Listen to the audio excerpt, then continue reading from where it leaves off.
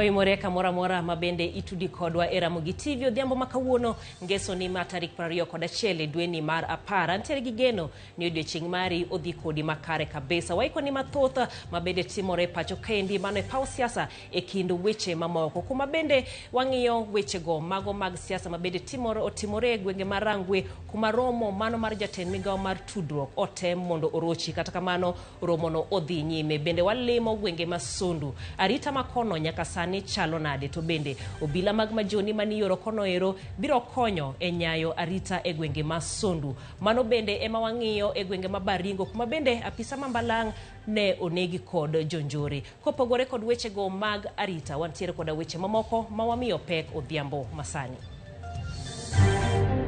These frameworks will unlock the potential of our commerce, our trade, our government-to-government and people-to-people relations. Piny Kenya kod Angola okito kokgi e ogirimiti 11 mar nyayo weche mag ohala, limbe, wuoth kachiel kod tego siep e kindgi. Nilianza kupigiwa masimu left right, of course wakijaribu kunithreaten kwa sababu ya kushiriki na wananchi kufuata nyayo za ng'ombe ambazo zimeishiwa. Jotelo kod jodak makuria pod medo manyo yore mag tieko ko jamni mogo touch e gwenge makono. Tunabadilisha nyasi iwe chakula cha mwanadamu. Nyakwa Ramogi, bende nyalo chamo kuon moted gi mok lum. Jopuonjre moko oyango lony mar loso mok kuon ka gitiyo gi lum.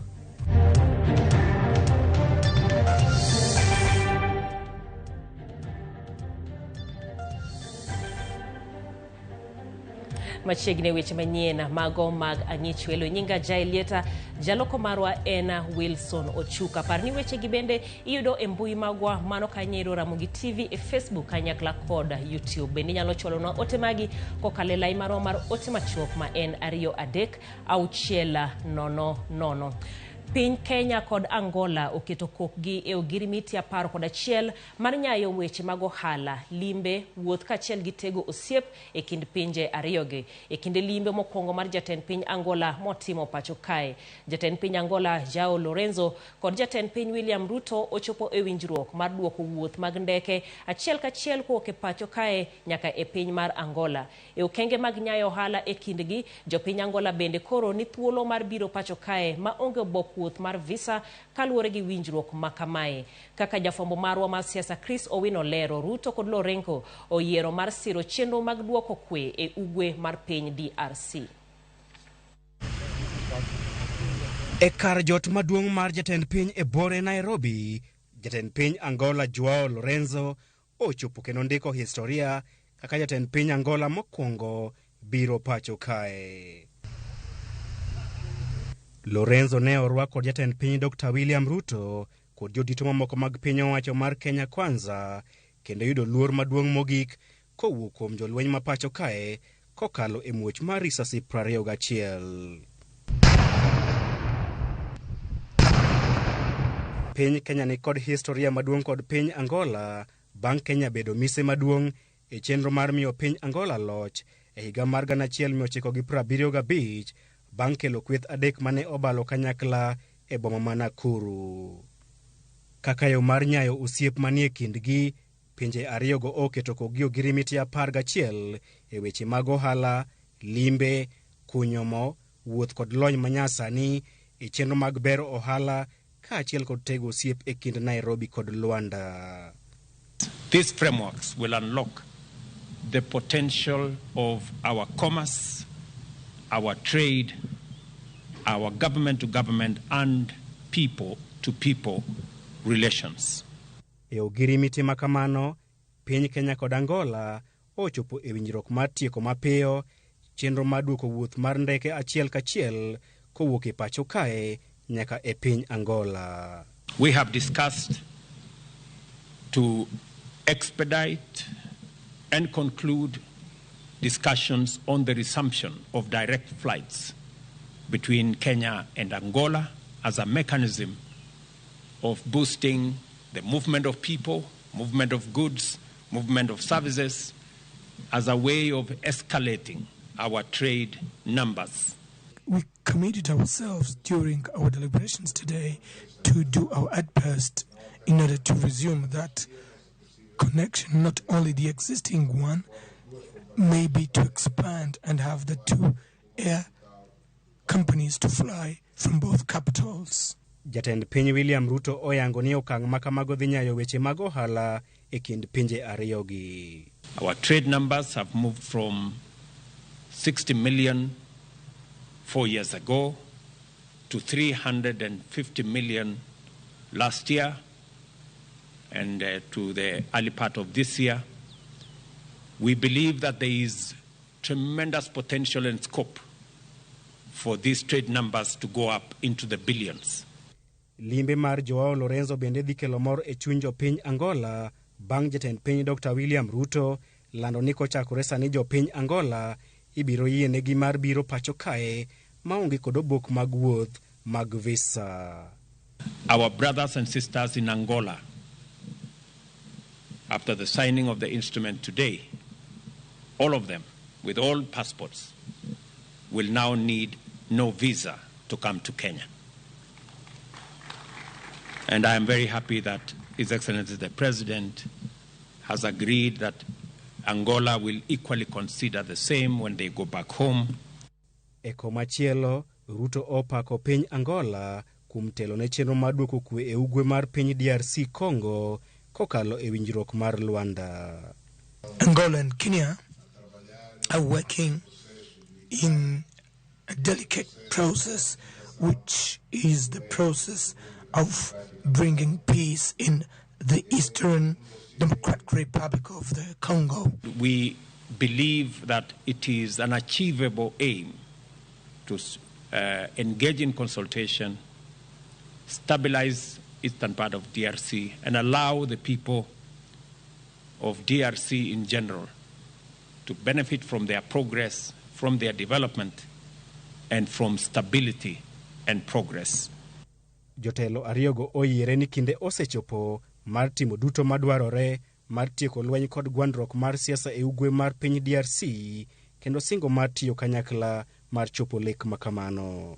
Limbe mokwongo ma jatend piny Angola e pacho kae geno mar nyayo weche mag ohala kind piny Kenya kod piny Angola kaachiel kod goyo jek chenro mar kelo kwe e piny DRC. Chris Owino, Ramogi TV, State House, Nairobi. Mutni ne omuoche nyasi mar romo mar joma mine e tiegruok e weche ohala, kungo kod hola manobagi kod bad migepe mopogore mag sirikal mamalo mane kar chung' od bura marangwe. Mae tok kweth rowere moko diro iro malungo wang' e romo makamano. Alia Beach nigi mathoth ewi wachni. Ne en nyasi ma ochan kod migepe mopogore mag piny owacho mar puonjo joma mine e kaunti ma Homa Bay yore mag ohala, yore mag kawo hola kod kungo ka gidongorego e chenro mopogore mag itimo. Jatend migawo mochung'ne tudruok e pacho ka Eliudo Walo ema ne wendo modhial e kinde nyasino mane obagi e magawa moro e kar chund bura mar Angwe. To kata kamano, kapok ne Owalo chopo e nyasino, to tungni ne oneno bang' ka kweth rowere moko manopondo e tok chiel chako diro iro malungo wang' kaachiel kod kite kama ne ji obedo ka nyasino dhi e nyime. Gino mano chungo chenro mane dhi nyime kuom kinde machuok. Rowere mano yuoro e kinde romono ne ochako pedho rowere mano rocho romo makamano kendo bang'e to ne gimako rawera achiel mana gisembo achiel kachiel nyaka kama ne nyasi no dhi e nyime kapok ne gichiwe e lwet obila ka gi kinde no bende apiko mar mabich mane rowere go kotiyogo bende obila ne omako ka jotelo mane oloso ne okwedo mokalo tim makochno. Kija siasa to gikel koke siasa ni chuneno ko akelo koko mor bondo koko no dogoro monwa mana Turkana kawuna dwana nyisgi ni elweny mano chako e piny ruo kaendi samane Ford Kenya obiro no ringa to kochopo Kasipul Kabondo kanye mano lore ni riep. We have come from all over the county of Homa Bay to educate our women who have suffered for so many years to see the opportunity in this government of Dr. William Samoei Ruto. And that's why I'm sending a warning to those who are competitors. They must prepare fully to meet us. The time has not come. We will do politics when the time is right. Kane gikwero josiasa moko magikone osebedo ka tiyo gi rowere yo ma ok owinjore. If you bring violence, then we are going to deal with you properly. and nobody is going to be threatened. We are the ones in government. Government has a very long hand. We are not going to threaten anyone. We welcome everyone when it comes to development. In this group, we don't know the parties where they come from. These are women from Homa Bay. We don't want to know the political parties they come from. What we want is development.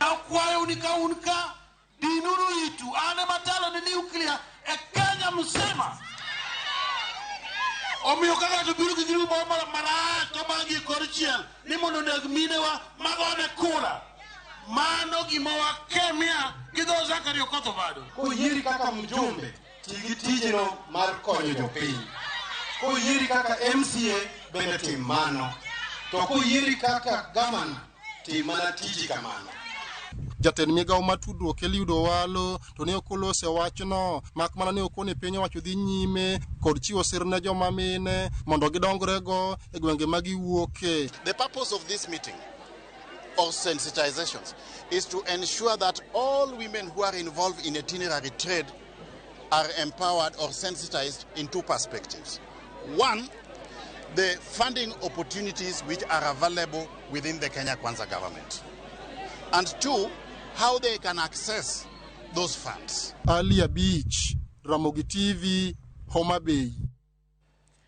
Kawuok Homa Bay wadhi nyaka Kuria kuma jotend arita kwe kod moko kuom josiasa e gwenge makono koro seyore ewi kuo mag jamni modagi rumo e gwengego. Kata bed ni buche osego mar temo tieko wachni pod omedore to onyare. Jojuma luwo wach kuo jamni e gwengego kod yore mag manyo duoko mosiko mar tieke. Kuom higni mathoth jotend arita kwe kaachiel kod moko moganda e gwego ma Kuria osebiro ka kedo kod kuo mag jamni ma oseweyo koganda mathoth olalo jambgi. Buche osego mathoth e gwego ma Kuria to ahinya tongno ma subcounty ma Kuria East kod county no ma Narok kaachiel kod tongno ma subcounty ma Kuria West kod piny Libamba ma Tanzania.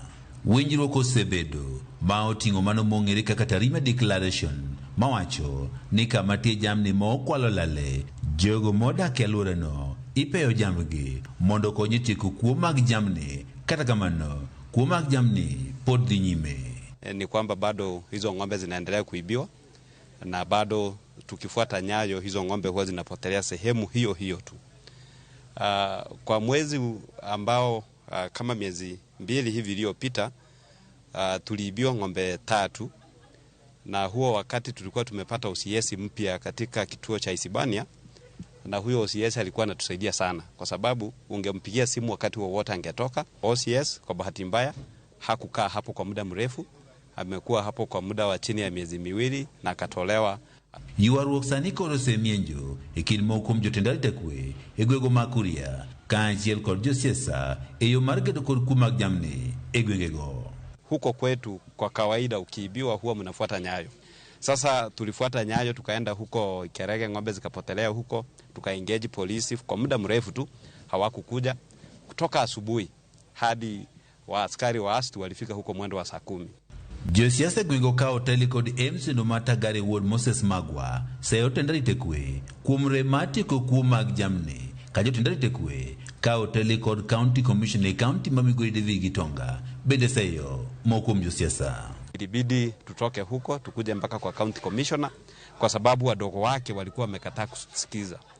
Lakini kwa bahati mbaya county commissioner hakuwa, county commander hakuwa, lakini ilipofika jioni yake jambo ambazo lilinishangaza ni kwamba nilianza kupigiwa masimu left right, of course wakijaribu kunithreaten kwa sababu ya kushiriki na wananchi kufuata nyayo za ng'ombe ambazo zimeishiwa. Twende maandamano, vitu zingine hata kama ni ng'ombe imepotea wewe kuja utuelezee, na tunajua ile mikakati imewekwa. Na tumeona wengine wanajaribu kuweka siasa kwa mambo ya usalama. Tafadhali tutafanya pamoja, tuko tayari kufanya pamoja. Kamiso na mar county ma Migori Gitonga wacho ni ber ka jamni duto ma county ma Migori iketo negi alama makoro nyalo miye yangogi poni koro kwali kedo koter gi counties moko kata piny Libambano ma Tanzania. And I request members of county assembly, can you come up with a legislation which can help us to brand our animals? Tukibrand our animals, kama ng'ombe imechukuliwa Kuria West ni ya Bukila, na imekuja hapa Kuria East. Bule mahali imeenda tu. Sio ng'ombe tutajua ni gani. Kuo mag jamni, yogego makuria, oseweyo kogan mathoth, oyudo nyirruok, kamoko bende owito ngimagi, bang' ka omonj ko jokuogo mag jamni, ma osebiro kamanore, kod gi lweny mager, ma oting'o magina. George Juma, Ramogi TV, Migori. Obila mambalange gwenge ma Baringo South jonjore onego kendo hinyo machielo ma yudore gwenge ma Kiserian. Jopinye gwenge go yuaga rita mabedo njaore ka joma owinjo bed ni ritogi e masani koro inego. Bila mambalangi ne dhi waro jowetegi mani chiwo arita e apaya mane iloso ma Kiserian Mukutani ma piny owacho loso kaka achiel kuom yore mag kedo gi arita mokethore e gwenge ma Baringo South. Hiyo incident tulikuwa na wale National Police Service walikuwa na chunga ile dosa huko, na sasa walikuwa wanatungojea sisi, hata sisi tuwe pamoja na hawa. Sisi tulikuwa tukibeba mzigo na driver wa dosa nalala huko na sisi nalala upande na matipa. Sasa tulikuwa tukiendelea. Sasa baada tu ya masaa kidogo ya asubuhi wakakuwa attack. Sasa ambaye imebidi waue mmoja na imekuwa mbaya. Jodakoro nigiluor ni mar jopith mane odar kod jambgi korko duogo e gwenge ma Mukutani, Arabal, Tandare Valley kod Korkoron. Gimanre kod bunde ka giwacho ni nyaka koro giritre kendgi ka jaod bura ma Baringo South Charles Kamuren nyoro noseyo County Commissioner Henry Wafula ko wacho ni orem chwalo arita makare. I want to say, Bwana County Commissioner, openly, it is under your token, you are the chairman of security. Within very short time, saa hii panga njia ya operation ondoa hawa wakaiti kwa Baringo Kusini. Mae en monj mar ariyo e dwe achiel e gwenge ma Mukutani. Jumbe ariyo mokalo, jonjore nogoyo bonde kendo hinyo apisa mambalang e skul primar ma Kipinda Sum.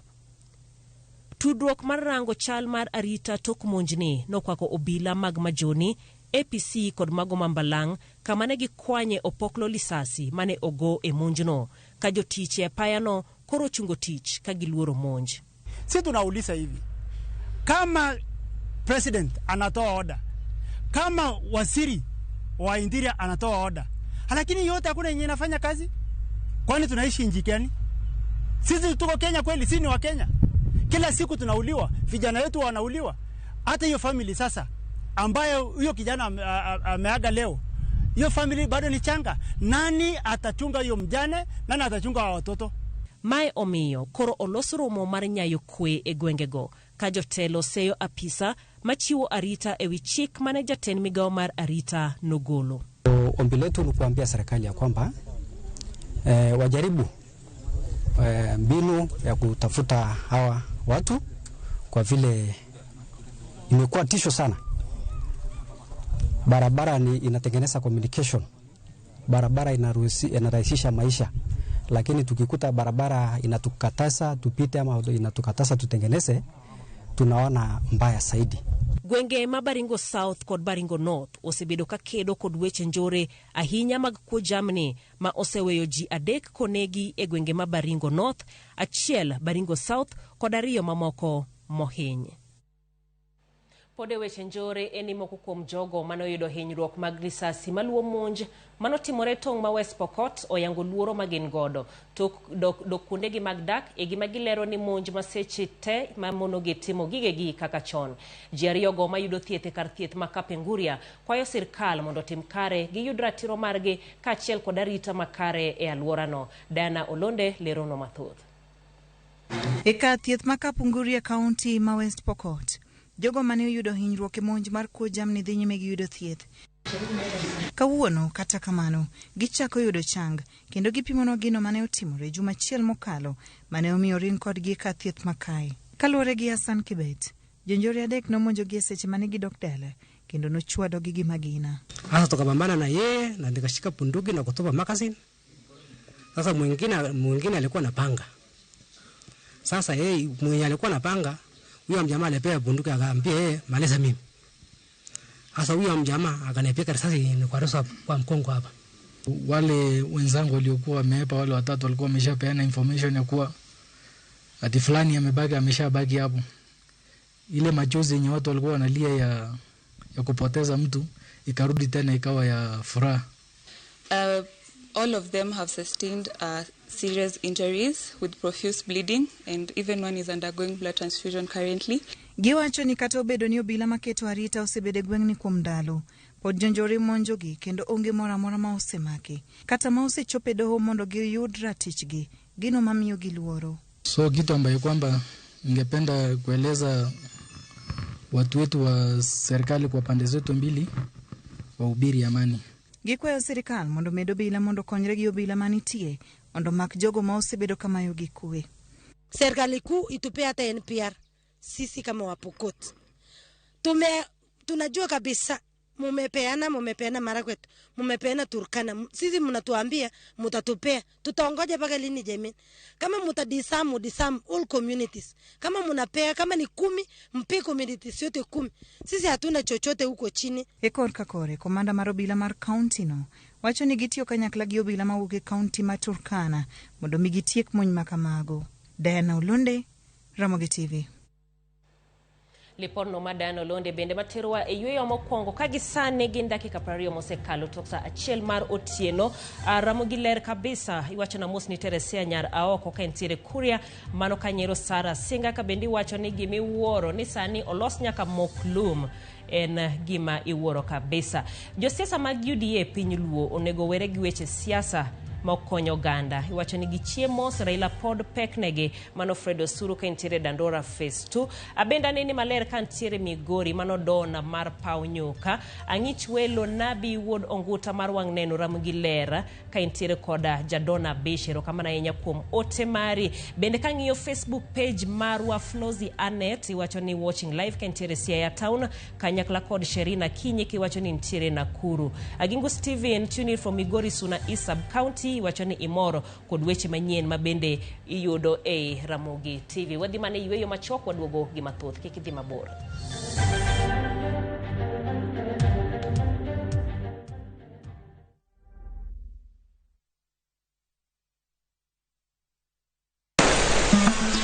Fuenyo chuny kitwa.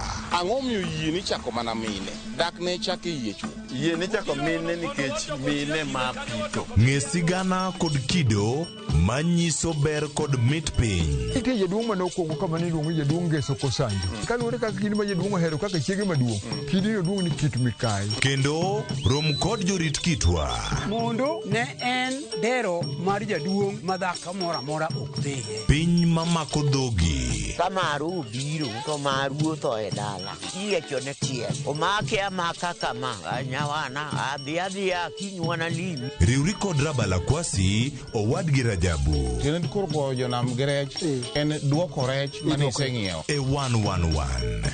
Ngeso ka ngeso saa 1:45 otieno. Mane Ramogi TV. Wekelea na shabiki kaende. Kwa majina naitwa Mary Mumanyi, mkaaji wa Pipeline. Mimi nafanya kazi ya Sakrari Office. Time nilipiwa simu nilikuwa kazini, hivi singeweza kuruka poko penye watu walikuwa wengi. Mtu wa kwanza uliambia baada ya kuambia umeshinda pesa ni nani? Banangu. Wengine wanaficha wewe. Ilibidi nimtumie message. Hii pesa tunaipangia kufungua biashara. Uko na marafiki huko mtaani pengine waaminiji ukiicheza unaweza kawaambia aje. Kama mimi nimeshinda pia wao watashinda.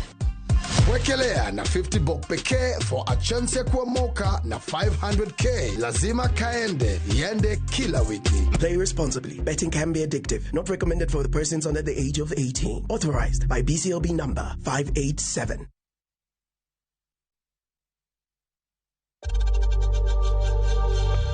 We know times are tough, so save money by buying airtime from M-Pesa to any network with zero transaction fees. Dial *487*2# and get your airtime PAP with zero transaction costs.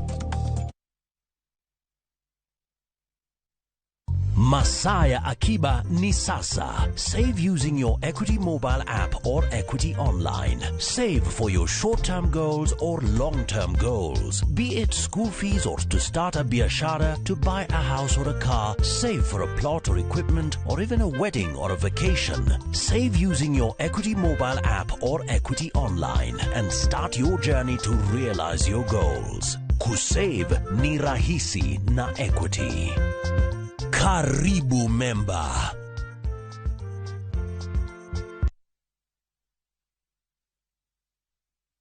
Ageno ni ano kawiro makeup mangenya hinya. Angadio ni nitire nyako kae momoria hinya. Introducing Kundali Bagia in Luo. This is a story of two sisters who lost their father, and in their quest to find their mother in another town, they find love. Enjoy this romantic drama of Kundali Bagia in Luo on viewsasa.com. Mano bera hinya. Era mit, era odake kindwa.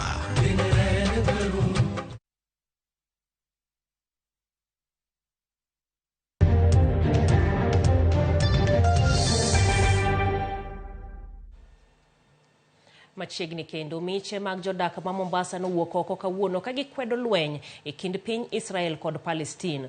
Wuodhno mamuol nochakore apaya mamoi nyaka e lap ma Makadara, ka bende notingo jotelo mag piny owacho mamalo ka gidwaro mondo piny Kenya owit oko chung' ma gikawo e lwenyni. Mae timore sama monj medore e kind piny Israel kod mano ma Palestine.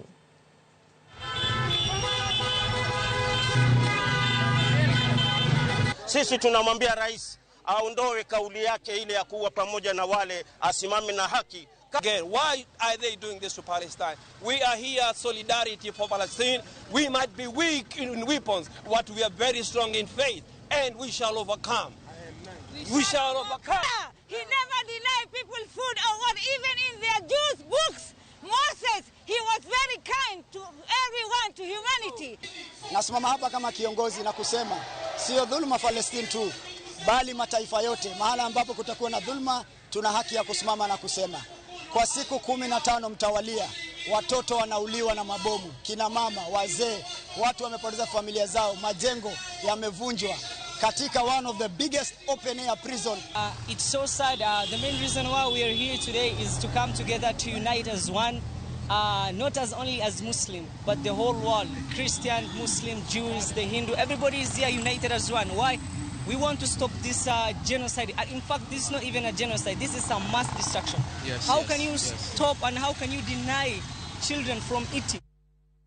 Lit kod kuyo kwa skul sekondar ma Karigini kod aluora mare e ward ma Mudhambi County ma Tharaka Nithi tok jopuonjre ariyo ma jo klas 10 kod 2 wito ngimagi tok madho chemical kido ma ethanol e skundno.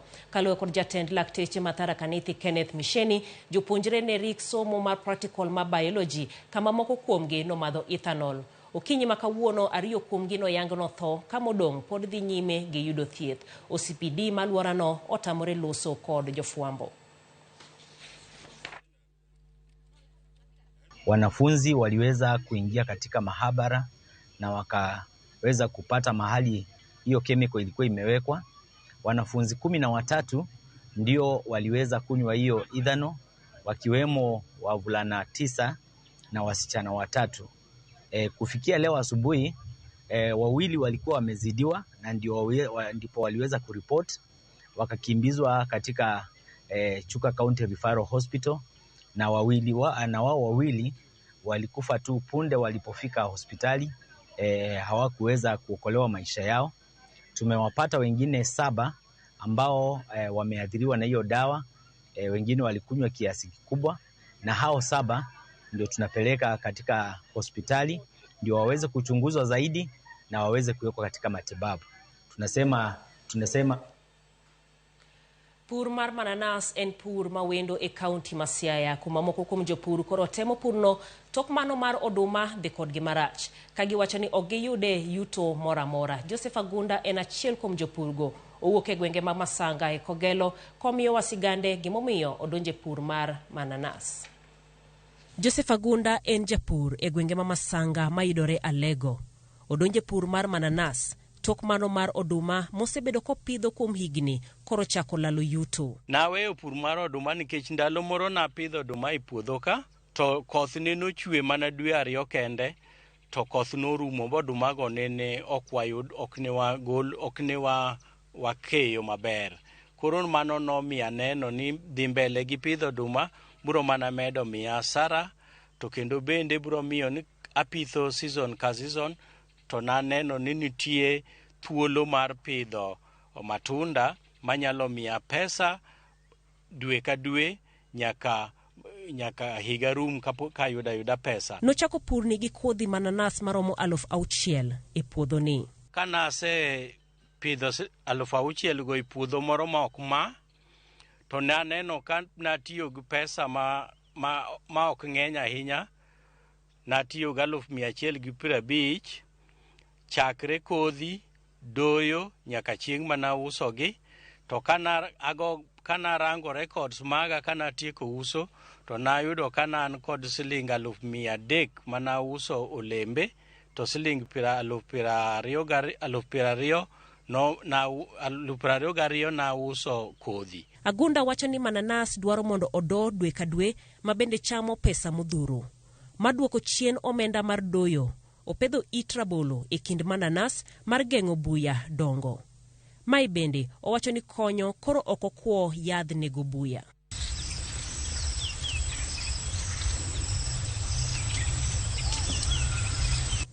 Mananas kaw e kind dweche 18 mondo oikre, ka bende onyalo nyuol kuom higni 4 kapok opudhe. Mananas kipidho kata kose nyak mokwongo dwe mar 18 no, to biro golo sakas manyien. Kigolo matunda wiye no, to koro chako golo sakas manyien.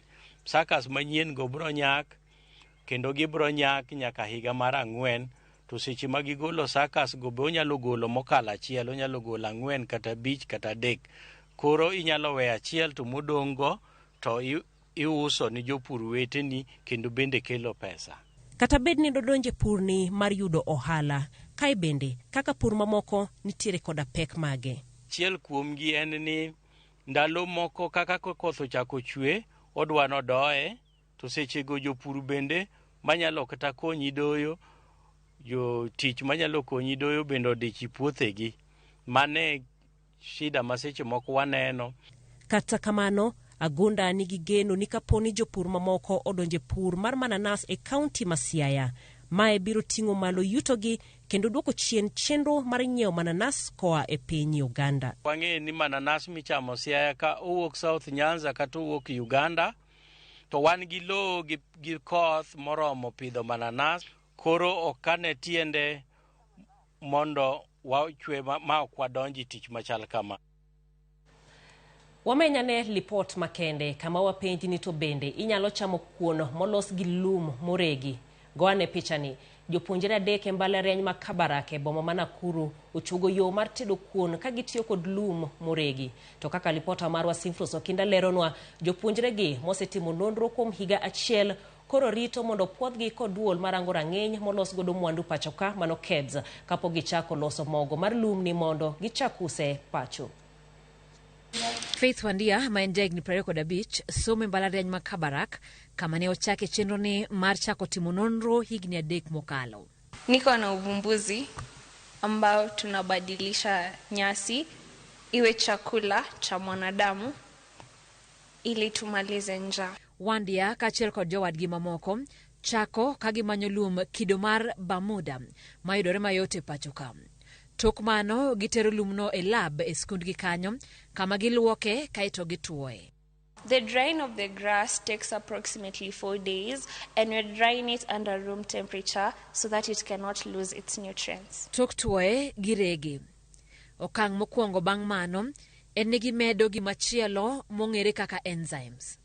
Enzymes ni kapoko mede e lum to ilose kuom seche 8 kod jopuonjregi.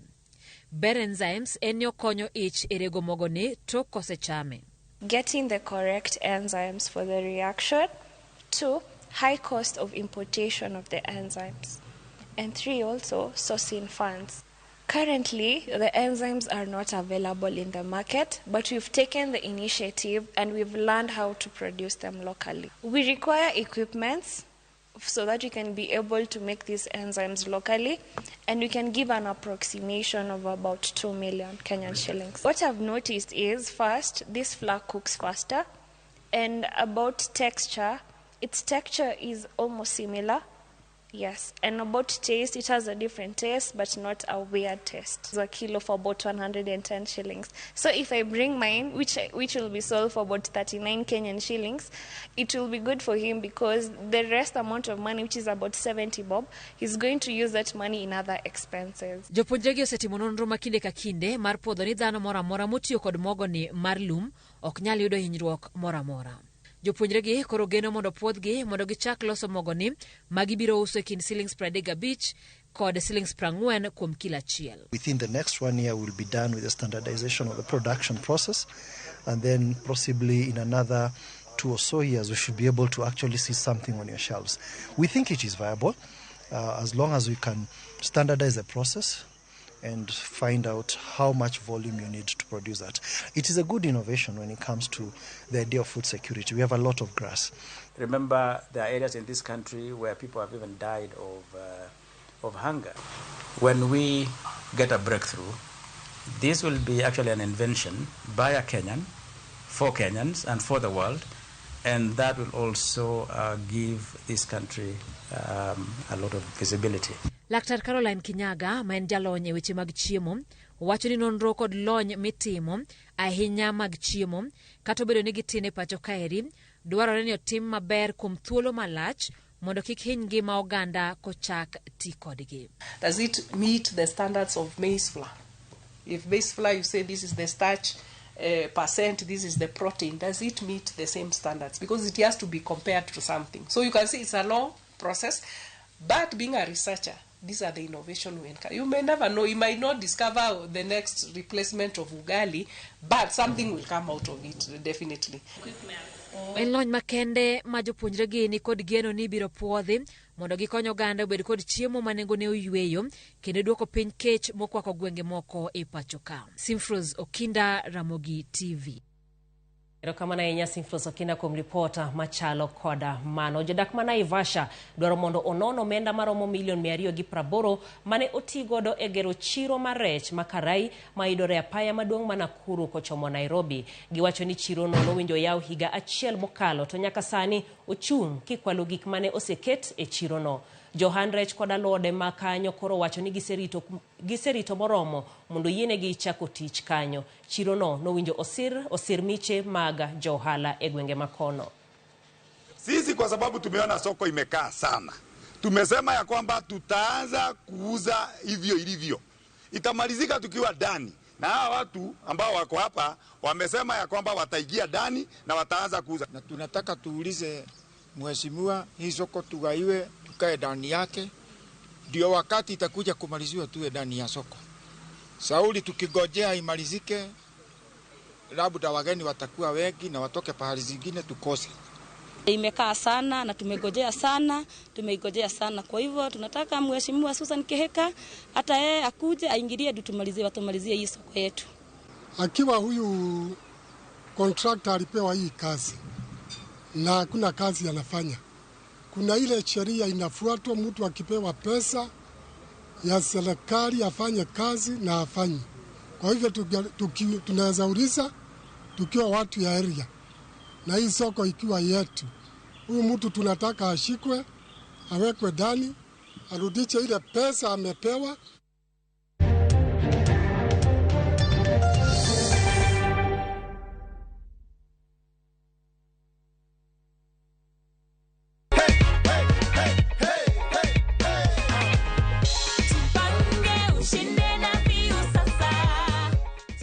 Vile unaona hiyo ni amount ngani hapo? 1500, si ndio? Yes. Ungependa kuambia nini watu nyumbani, watu wenye probably wana watch draw for the first time? Venye naweza penda kuambia watu ni ati hii mchezo ni ya ukweli.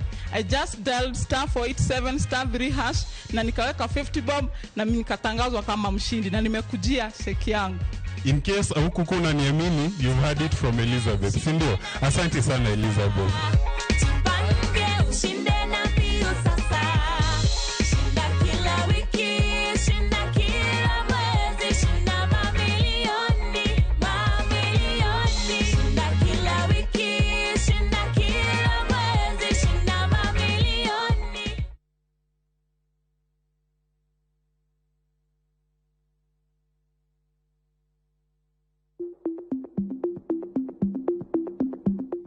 Bedo ni ng'ato ni kod tuo mar kansa ok onyiso ni ong'adne buch tho. Lim od thieth mantie machiegni kodi mondo pimi kata timni screening. Oteni okelni kod Royal Media Services. We care.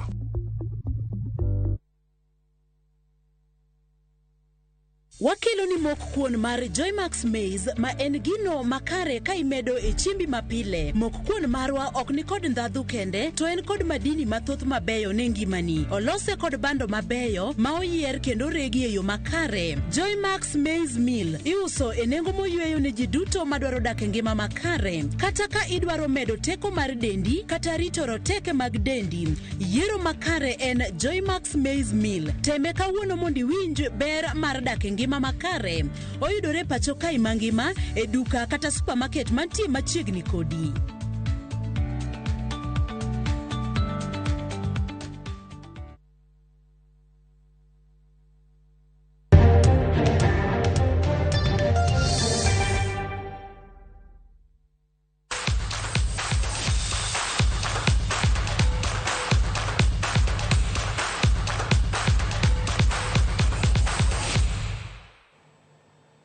Wan kore pautuke kuma tima Sofapaka no yudo loch margi mokwongo e season ni bang' loyo Police FC gol 1-0. Gol mar Sofapaka no lokod jatugo Ali Khalid e dakika mar 35. Kocha manyien mar Police FC Zako Lugarusik onyiso ichwang' mare bang' konologi e tugono.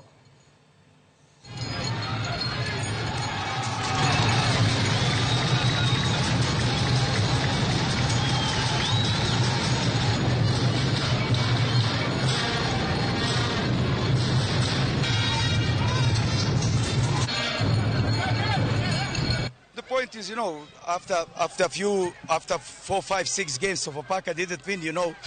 Today we were unlucky. We didn't produce the game we wanted to produce.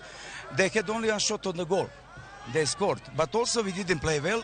And what we have to do, we have to prepare ourselves for the next training. Even today, we have now after the game, immediately we are going for training up there. Tumefurahi sana vile tumeshinda game ya leo because tulikuwa tunatafuta hizi point 3 na vile tumefanya mazoezi hii wiki, vijana wamekuja wakiwa psyched kuwa tuko ready kuchukua point 3. So vijana wamecheza vizuri, wamecheza according to instructions 100%. And then kitu ya muhimu ile fanya tushinde ni kumrudia Mwenyezi Mungu. Hii timu yetu ni timu ya kanisa na tulikuwa tumetoka kwa Mwenyezi Mungu kiasi.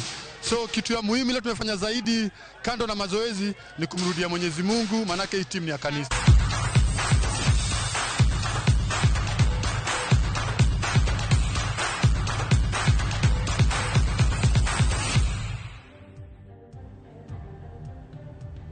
Kanyo bende ema walore godo to kapoko wuok antiere koda ote magi wang'ene mago mag ote machuok wacho ni Jael kuon lum ni baumet yawa aol gi Kenyans gitemo gimoro amora mano kanyero Sara Singa en mana temo kuom manyo yo manyien ma bende inyalo duok godo bech mogo piny. Ramogi mora kendo ler kabisa mano Mavo wuod Nyamwalo mama mong'eyo rito nyithindo e yo makare kabisa. Anyanga and other political leaders wacho no Oexando Joluo Evans kantiere Kericho, Ramogi ler manovin kantiere Sidagwa Palace gwenge Makarateng. Amora hinya gi Ramogi Ochuka Derrick Ochieng kawuok Korowe, Ramogi ler kendo leo kadan kawuok Rarieda ibende wacho ni iluwo weche manyien mag Ramogi TV. Ramogi donjo na makare kantiere Kabuoch Kawuor iwacho ni Muso Omechi min Kasuku kod Otieno bende nyathi pondi kachiel koda Juma bende. Mago mag Facebook Jet Voke Midega Ramogi winjore maler kata neno maler Umoja One igoero kamano ni Nyasaye iwacho ni okelo fweny ni Chelsea edhigoyo Arsenal 4-1 otimre kaka ruoth owacho no kendo kick ping gima ruoth owacho. Mano kanyero koro jopire pap biro ng'eane kaka itime. Abdalla mar Katito ikwayo mondo joma ntiere Sondu odaga negi kwe. Kech biro miyo wamadho nyaka yembe piny. Mano kanyero ote ni Eunice Ooro. Ka Bado Pius iwacho ni watching live from Migori County, Rongo Sub County, Kangeso. Mano kitwero kamana yenya kuom ote mari. Bilton Dima Ramogi iwacho ni Nyaluo mano negi Pwani University. Dakaneno kulando nyinge Faith mano jaiya wan motimo bie kiani mano ewi wach mane kata kamanero gin ote magi mabendo sedonjonwa mano embui marwa mar Facebook anyaka kod e ote machuo kwa mwalore gi kanyo wachakwa rado kochopo sa adek mar otieno kuma bende wadhi bedo koda chiendo marwa mangeso kangeso mar mene wacho kawuono wantiere koda ruoth mano mar Badhare wadhi ng'iane kaka itayo gwengego kanyakla kod weche mag arita warad sechego nyinga Jaelieta jaloko marwa osebedo Wilson Ochuka.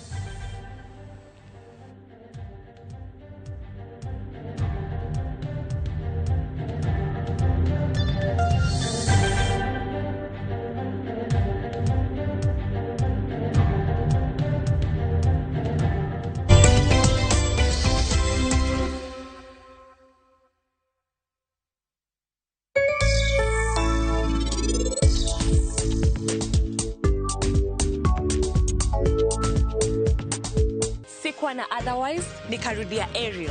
Mi hupata clean and fresh results kwa mosho mmoja tu. Ariel ndio siri yangu. Sasa story yangu iko popular sana. Ariel, usafi bora kwa mosho mmoja tu.